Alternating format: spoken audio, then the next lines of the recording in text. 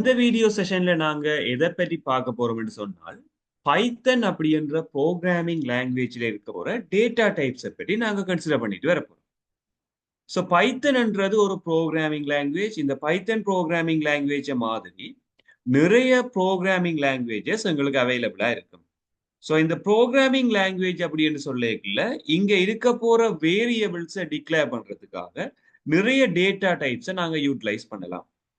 இப்படி இருக்கேக்குல இந்த பைத்தன்ல என்னென்ன டைப்பான டேட்டா டைப்ஸ் எங்களுக்கு அவைலபிளா இருக்குன்னு சொல்லி கொமனான ஒரு ஓவர்வியூல நாங்க பார்ப்போமா இருந்தால், முதலாவது டெக்ஸ்ட் டேட்டா டைப்பை ஐடென்டிஃபை பண்றதுக்காக ஸ்ட்ரிங் என்ற டேட்டா டைப் நாங்க யூஸ் பண்ணலாம்.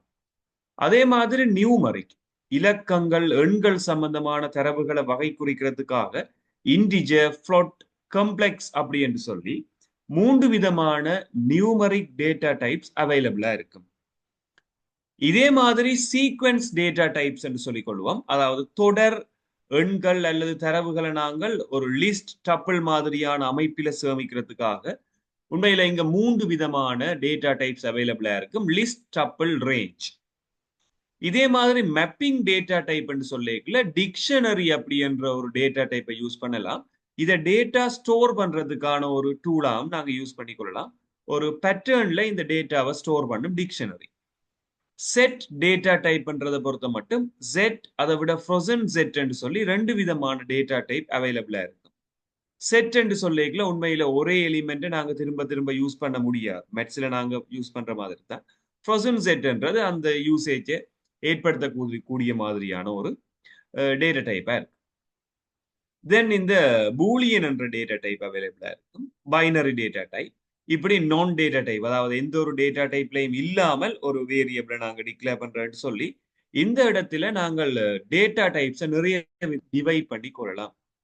பட் எனிஹவ் நாங்க டேட்டா டைப்ஸ் செக் பண்ணிக்கல ஜென்ரலா நாங்க யூட்டிலைஸ் பண்ண போற டேட்டா டைப்ஸை நான் இன்னும் சிம்பிளா இதுல ஒரு பிடிஎஃப் ஃபைலா ஷோ பண்ணிருக்கேன். இந்த இடத்துல எங்களோட டேட்டா டைப்ஸை கன்சிடர் பண்ணிக்கல நியூமரிக் நம்பர் சம்பந்தமான டேட்டாவை ரெப்ரசென்ட் பண்றதுக்கு ஃப்ளோட் என்ற டேட்டா டைப் இருக்கு. இப்போ ஃப்ளோட் என்ற டேட்டா டைப் சொல்லிக்கல அது ஒரு பாசிட்டிவ் நம்பரா இருக்கலாம், சேம் டைம் நெகட்டிவ் நம்பரா கூட இருக்கலாம்.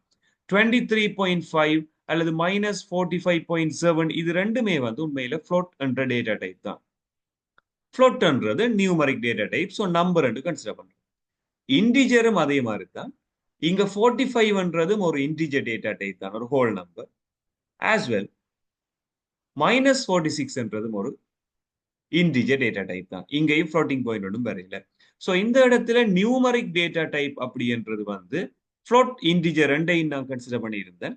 இது ரெண்டுமே immutable data type. So data டைப்ஸை நாங்க ஜென்ரலா டிவைட் பண்ணிக்க மியூட்டபிள், இம்மியூட்டபிள் டிவைட் பண்ணலாம்.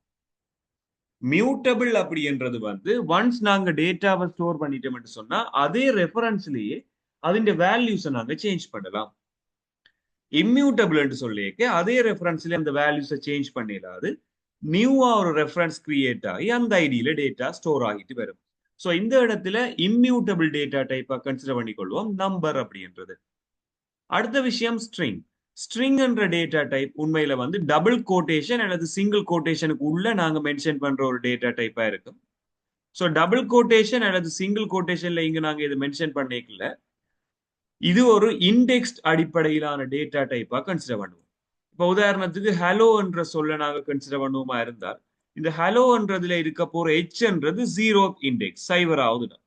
இ என்றது 1, எல் என்றது 2, திரும்ப அடுத்த எல் என்றது 3, ஓ என்றது 4. இப்படி ஒவ்வொரு எலிமெண்ட்ஸுக்கும் இண்டெக்ஸ் கட்டாயம் அடிப்படையா இருக்கு. ஸோ தட்ஸ் வை நாங்க இதுல இண்டெக்ஸ்ட் அப்படி என்று மார்க் பண்ணிருக்கோம். அடுத்தது இண்டெக்ஸா இருக்க போற எந்த ஒரு டேட்டா டைப்புமே ஓர்டர்டா தான் இருக்கும். அதாவது 0ல இருந்து 4 மட்டும் நாங்க இங்க ஒரு ஓர்டர்ல எடுத்திருக்கிறோம்.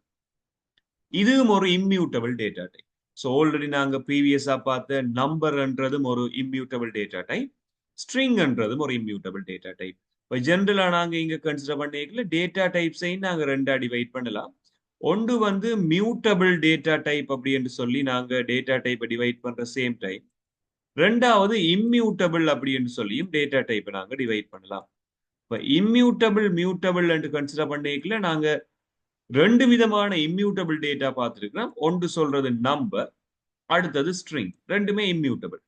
ஸோ அடுத்தது லிஸ்ட் என்ற டேட்டா டைப். இது ஒரு சீக்வென்ஸ் டேட்டா டைப்னு சொல்லி ப்ரீவியஸ் பார்த்துருந்தோம். லிஸ்ட் என்ற டேட்டா டைப்பின் அடையாளம் பாக்ஸ் பிராக்கெட். இந்த பாக்ஸ் பிராக்கெட்டால நாங்கள் ஏதாவது ஒரு டேட்டாவை ரெப்ரசென்ட் பண்றோம், அந்த டேட்டா டைப்பை ரெப்ரசென்ட் பண்றோம் என்று சொல்லியிருக்கல, அது ஒரு லிஸ்ட் என்ற கன்சிடரேஷனுக்குள்ள வந்து லிஸ்ட்ன்றதுல நாங்க இங்க நியூமரிக் வேல்யூஸ் மல்டிபிள் கொடுத்துருக்கோம் பாருங்க. இதுல 46 67.8 நியூமரிக்ல கூட உண்மையில வந்து இது ஒரு இன்டிஜர், இது ஒரு ஃப்ளோட். தென் ஹாய் என்றது ஒரு ஸ்ட்ரிங்.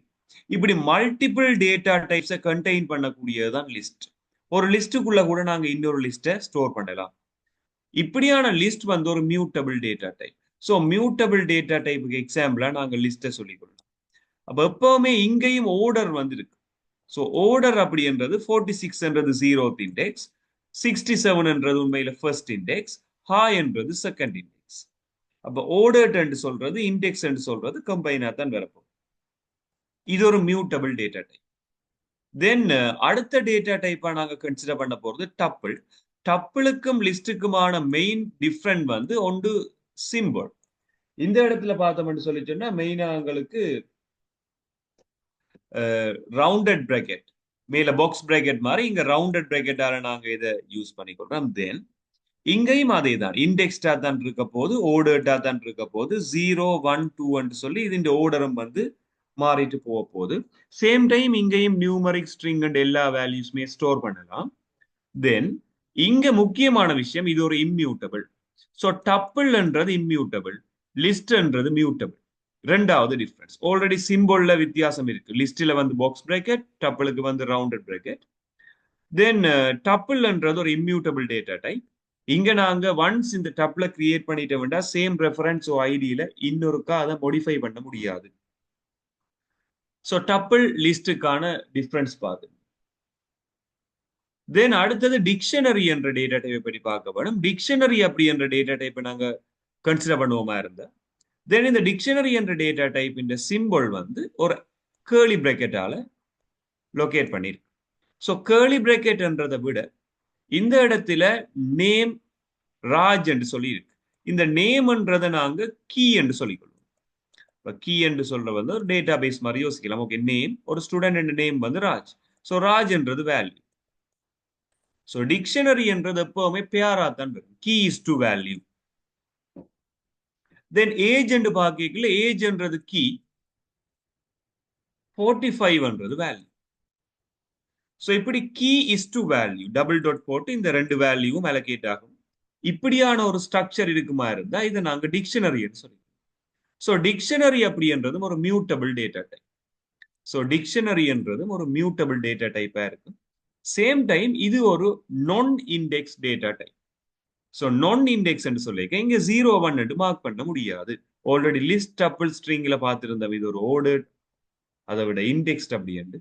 இது ஒரு நான் இண்டெக்ஸ்ட். நான் இண்டெக்ஸ்ட் என்று சொல்லிக்க அன்ஓர்டர்டா தான், இங்க ஓர்டர் ஒன்றுமே இல்லை, ஓர்டர் ஒன்றும் இங்க இருக்க போறது இல்லை. ஸோ தென் இதுக்கு பிறகு இங்க இருக்க போற சில விஷயங்கள் நாங்க மென்ஷன் பண்ணியிருக்கிறோம். அன்ஓர்டர்ட், அதை விட no duplicate values. No duplicate values என்று சொல்ல வருது. இந்த டிக்ஷனரி என்றதுல நாங்க வேல்யூஸை டூப்ளிகேட் பண்ண முடியாது. சேம் எலிமெண்ட்ஸ் இங்க நாங்க திரும்ப திரும்ப பாவிக்க முடியாது. ஸோ இதை நாங்க சொல்லிக் கொள்வோம் வந்து டிக்ஷனரி என்ற டேட்டா டைப்பின் கேரக்டரிஸ்டிக்ஸா நாங்க இங்க மென்ஷன் பண்ணி கொள்ளலாம். நோ டூப்ளிகேட் வேல்யூஸ் இதை நாங்க சொல்லிக் கொள்வோம். வேல்யூ வந்து டூப்ளிகேட் பண்ண முடியாது. ஸோ அடுத்தது பார்க்க போறோம் செட் என்ற டேட்டா டைப். ஸோ செட் என்ற டேட்டா டைப்பும் ஒரு மியூட்டபிள் டேட்டா டைப். ஸோ இங்க நாங்க மாடிஃபை பண்ணலாம். செட்ன்றதும் டிக்ஷனரி மாதிரியான ஒரு கேர்லி பிராக்கெட்டால தான் லொகேட் ஆகி இருக்க போது. பட் இங்க வந்து கீஸ் டு வேல்யூ என்ற ஸ்ட்ரக்சர் இருக்காது. ஜஸ்ட் கம போட்டு நாங்க நிறைய விஷயங்களை ஆட் பண்ணலாம். லிஸ்ட் மாதிரியே இங்க யூஸ் பண்ணலாம் செட்டை. பட் இதுவும் ஒரு நான் இண்டெக்ஸ்ட். இங்கேயும் வந்து 0 1 இல்லாம ஓர்டர் இல்லை. ஸோ 0 1 இல்லை என்று சொல்லிக்க இதுவும் ஒரு அன்ஓர்டர்ட் டேட்டா டைப்பா தான் இருக்கு. இங்க ஓர்டர் ஒன்றுமே நாங்க யூஸ் பண்ண மாட்டோம், மெயின்டைன் பண்ண மாட்டோம். தென் இது ஒரு மியூட்டபிள் டேட்டா டைப், இங்க மாடிஃபை பண்ணலாம். ஸோ டிக்ஷனரியும் செட்டுமே நோ டூப்ளிகேட் வேல்யூஸ். இந்த டூப்ளிகேட் வேல்யூஸ்ன்றது இங்க இருக்க முடியாது.